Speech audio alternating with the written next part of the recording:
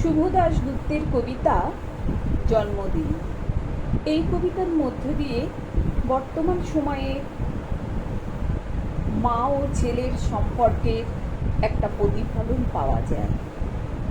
আমরা মা বাবা অনেক কষ্ট করে ছেলেদেরকে মানুষ করি, আমরা চাই ছেলে প্রতিষ্ঠা পাক। কিন্তু বর্তমান সময়ে এই মা বাবাদের করুণ পরিণতি কি, তার অবস্থা এই কবিতার মধ্য দিয়ে কবি ফুটিয়ে তুলেছেন। শুভ দাশগুপ্তের কবিতা জন্মদিন। আজ পয়লা শ্রাবণ। খোকন, আজ তোর জন্মদিন। তুই যখন জন্মেছিলি আমরা তখন যাদবপুরে নতুন গড়ে ওঠা কলোনির টালির ঘরে। তোর স্কুল মাস্টার বাবা সেই হ্যারিকেনের আলো জ্বালা ঘরেই আনন্দে আর খুশিতে ঝলমল হয়ে উঠেছিলেন তুই আসার পর। তোর নাম রেখেছিলেন সুকল্যাণ। মানুষটার মনটা ছিল শিশুর মতো, অভাবে অনাটনে বেঁচে থাকার নানা দুর্বিপাকেও ভেঙে পড়তেন না কখনো। সকলের ভালো চাইতেন মন থেকে, বলতেন, দেখো একদিন এই দেশের মানুষ ঠিক খুঁজে পাবে মুক্তির পথ, শোষণ থেকে মুক্তি, দারিদ্র থেকে মুক্তি, অশিক্ষা থেকে মুক্তি। আজ পয়লা শ্রাবণ।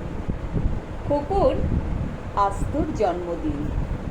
ছোটবেলায় তোর মনে আছে আমাদের ভাঙা মেঝেতে বাক্স থেকে বার করা মেজমাসির হাতের তৈরির আসনটা পেতে দিতাম, সামনে রাখতাম ঠাকুরের আসনের প্রদীপখানা, তুই বসতিস বাবু হয়ে চুপটি করে। তোকে আমরা একে একে ধান দুব্য মাথায় দিয়ে আশীর্বাদ করতাম। বাবা বলতেন, বড় হও, মানুষ হও। তোর বাবার সেই বন্ধু ঘোষ কাকা, তিনি বলতেন, বেঁচে পড়তে থাকো।